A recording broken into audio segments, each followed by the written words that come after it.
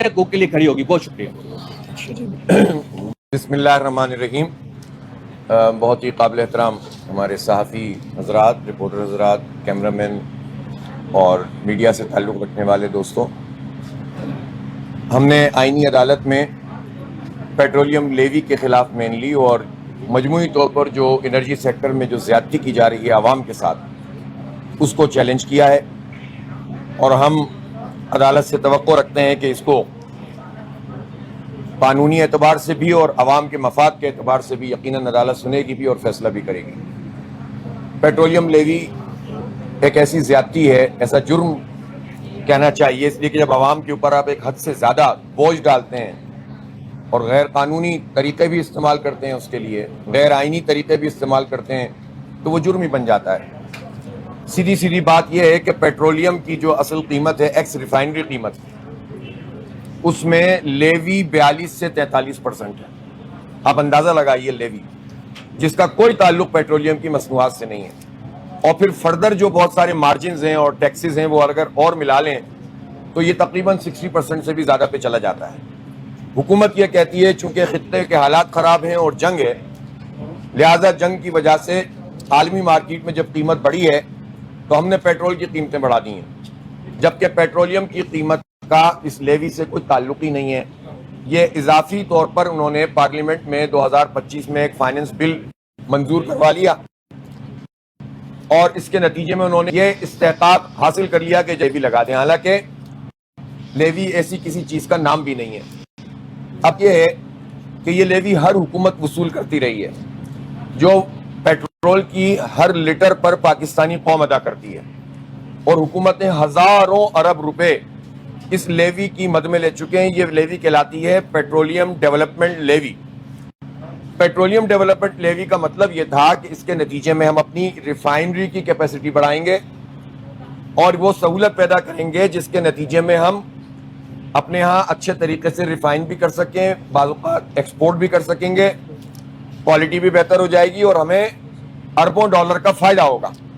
لیکن ہو یہ رہا ہے کہ اب بھی جو امپورٹ کی جاتی ہے اس کا 54% تقریباً وہ ہوتا ہے کہ جو ریفائنڈ پیٹرولیم کی صورت میں ہمیں ملتا ہے.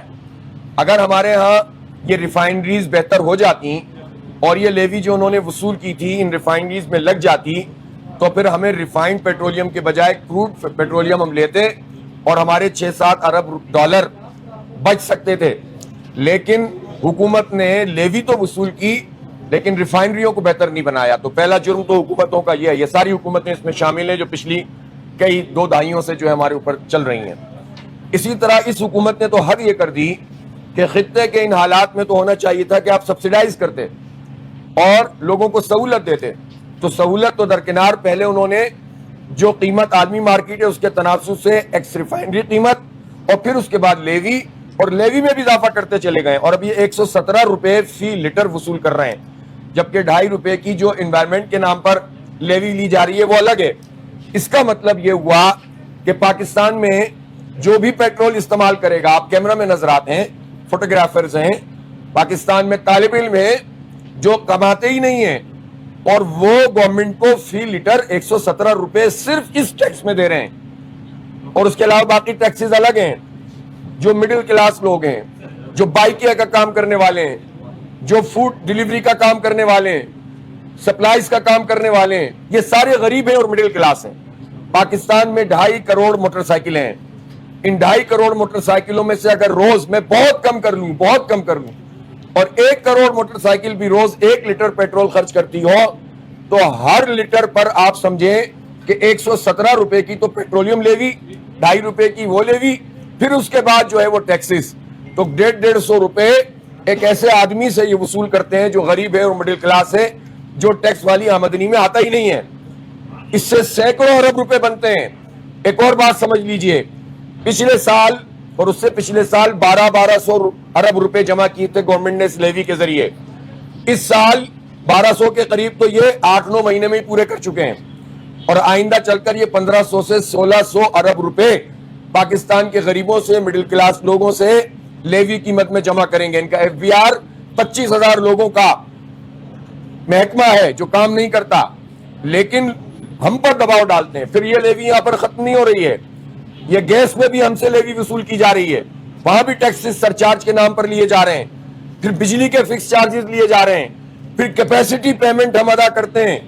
1800 ارب روپے کی کیپیسٹی پیمنٹ ہم نے لاسٹ ایئر بھی ادا کی ہے, اور اس طرح ہم ہزاروں ارب روپے اس مافیا کو دے چکے ہیں جو آئی پی پیز مافیا ہے.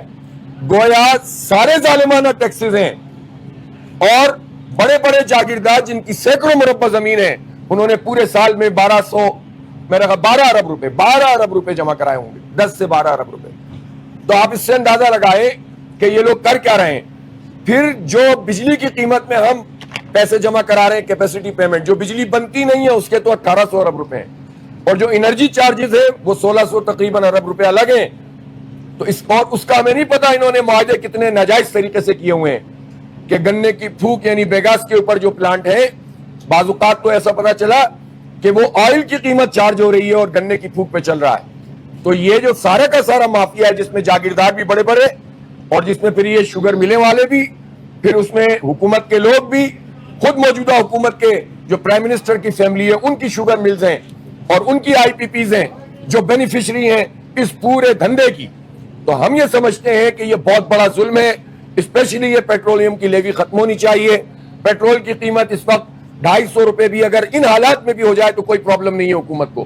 یہ کہتے ہیں کہ آئی ایم ایف ہم سے کہتا ہے کہ لیوی لو, تو آئی ایم ایف سے اجازت لے کر مریم نواز نے اپنا جہاز خریدا تھا 11 ارب روپے کا, 9 کروڑ روپے کا کی گاڑی جو استعمال میں لائی جا رہی ہے, جو گیلانی صاحب کے لیے, چیئرمین سینٹ کے لیے, جو اتنے بڑے پیمانے پر ان کا پروٹوکول ہوتا ہے, جو ان کی اتنی بڑی بڑی گاڑیاں ہوتی ہیں, کہ جو بیوروکریسی کو انہوں نے اتنی بڑی بڑی گاڑیاں دی ہوئی ہیں تو آپ کے لوگوں کو, تو یہ جو اتنا پورا اشرافیہ کا نظام ہے یہ کس سے پوچھ.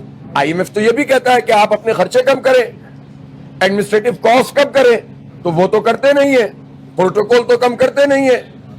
اگر زرداری صاحب نماز پڑھنے جائیں نواب شاہ میں 37 گاڑیاں جاتی ہیں, شہباز شریف صاحب کراچی کا چکر لگانے کے لیے جائیں 26-27 گاڑیاں جاتی ہیں. مریم بی بی کا میں نے بتا دیا, جہاز ان کو اچھا نہیں لگ رہا تھا پرانا والا, نیا جہاز لے لیا. تو یہ پوری قوم کے ساتھ جو ہے کہ عوام کے اوپر اور غریبوں کے اوپر اور مڈل کلاس کے اوپر, تو یہ ظالمانہ نظام ہے. ہم اس کو عوام کی عدالت نہیں, ہم ایک پولیٹیکل پارٹی ہیں, ہم عوام کے پاس جا رہے ہیں. آپ نے دیکھا ہے ہمارے جلسے, ہم نے اسلام آباد میں ایک بہت بڑا احتجاج کیا ہے, یہ وارم اپ تھا, اور ہم ایک تو 22 تاریخ کو بہت بڑا احتجاج کرنے جا رہے ہیں پورے ملک میں. عید کے بعد ہم کال دیں گے ہڑتال کی بھی, اور اس کے ساتھ ساتھ پورے ملک کی سڑکوں کو بند کرنے کی. لیکن یہاں جو ہم ابھی آئے ہیں وہ آئینی عدالت میں ہم نے لیوی کو چیلنج کیا ہے. یہ قانونی اعتبار سے بھی غلط ہے کہ انہوں نے فائنینس بل منظور کروا کے جو اختیار ہوتا تھا ہر سال چیک کرنا ہوتا تھا کہ کتنی لیوی لگ سکتی ہے, وہ حکومت نے سارا کا سارا اختیار اپنے ہاتھ میں لے لیا ہے. اسی لیے ہم کہتے ہیں کہ یہ پارلیمنٹ, اس کی کیا حیثیت ہے, اس میں فارم 47 والے اتنے لوگ موجود ہیں. لیکن اپوزیشن کو بھی اس میں جو کردار ادا کرنا چاہیے تھا, صرف مخالفت سے کام نہیں چلتا. اپوزیشن کو قوم کو بتانا چاہیے تھا کہ کتنا بڑا ظلم ہو رہا ہے اور کس طرح زیادتی ہو رہی ہے. بہرحال جماعت اسلامی اس وقت اپوزیشن کا کردار ادا کر رہی ہے, اور عوام کے ساتھ ہم کھڑے ہیں. ہمارا اور کوئی کنسرن نہیں ہے, عوام کے جینوئن ایشوز ہیں, بجلی کی لوڈ شیڈنگ ہے, یہ بھاری بھاری بل ہے, آئی پی پیز مافیا ہے, ری گیسیفیکیشن کے پلانٹ پر کیپیسٹی پیمنٹ ہم دے رہے ہیں, ایل این جی کا سرچارج بھی دے رہے ہیں, فکس چارجز بھی دے رہے ہیں, پھر یہ لیوی بھی دے رہے ہیں. یہ بہت بڑا ظلم ہے. عام لوگوں سے پیسے وصول کرتے ہو اور اپنی عیاشیاں ختم کرنے کے لیے تیار نہیں ہو. اس کو ہم نے چیلنج کیا ہے, اور ہمیں توقع ہے کہ آئینی عدالت اس کیس کو صحیح طریقے سے سنے گی. حافظ صاحب یہ بتائے گا, ایک طرف آپ جو ہے وہ تحریک کا آغاز کر رہے ہیں مہنگائی کے اوپر, پیٹرولیم لیوی کے اوپر کر چکے ہیں.